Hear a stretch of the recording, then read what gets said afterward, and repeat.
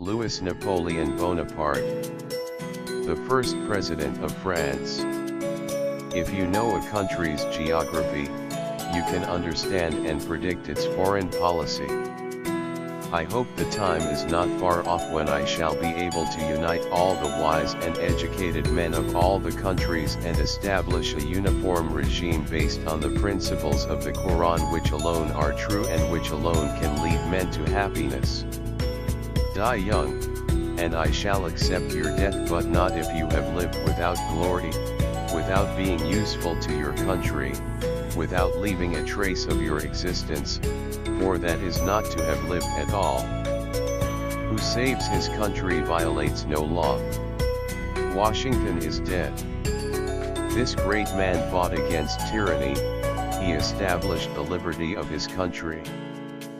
His memory will always be dear to the French people, as it will be to all free men of the two worlds, and especially to French soldiers, who, like him and the American soldiers, have combated for liberty and equality.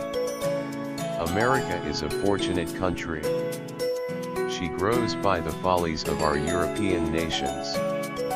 When defending itself against another country, a nation never lacks men, but too often, soldiers.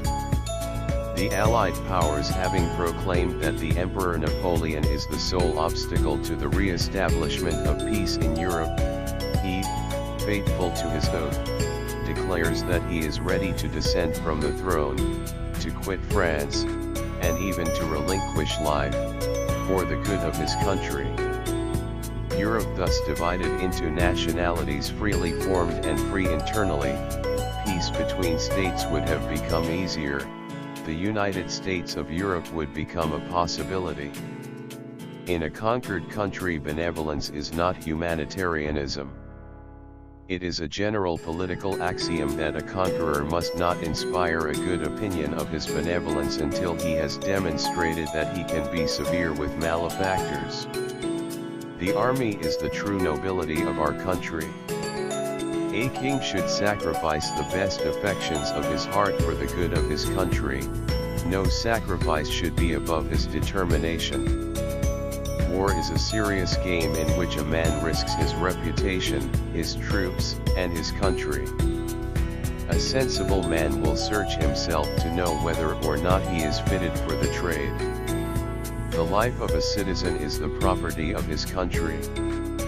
Each state claims the right to control interests foreign to itself when those interests are such that it can control them without putting its own interests in danger. Other powers only recognize this right of intervening in proportion as the country doing it has the power to do it.